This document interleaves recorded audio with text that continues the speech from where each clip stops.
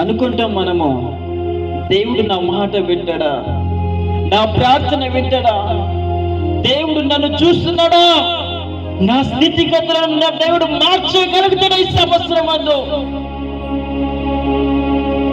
నేను మారగలుగుతానా, నాకున్న ఈ అలవాట్లు వెళ్ళిపోతాయా, నాకున్న ఈ ఆలోచన తొలగిపోతుందా, దేవుడు నాతో మాట్లాడతాడా అని అనుకుంటున్నావా?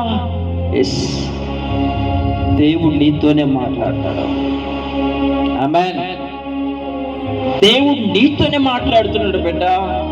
నువ్వు దేవునికి కావాలి, నువ్వు దేవునికి సత్తు.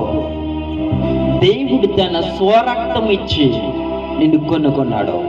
ఆమేన్, హల్లెలూయా.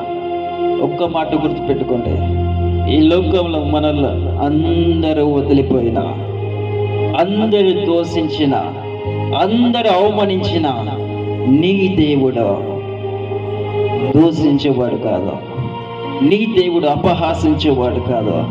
నీ దేవుడు నిన్ను ఎత్తుకొని ముద్దు పెట్టుకొని ఓదార్చేవాడు. హల్లెలూయా. దేవునికి మహిమ కలుగును గాక. ఒకటే, ఈ 2026వ సంవత్సరంలో అడుగు పెట్టనయ్యా, ఎలా ఉండాలంటే నేను ఈ రోజు నుండి ఒక భగ మండుతున్న అగ్ని జ్వాలగా ఉండాలి.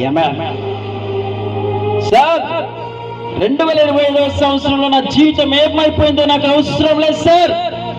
2026వ సంవత్సరంలో 26లో ఒక బలమైన అగ్ని జ్వాలగా నేను మండబోతున్నా సార్. గట్టిగా హల్లెలూయా.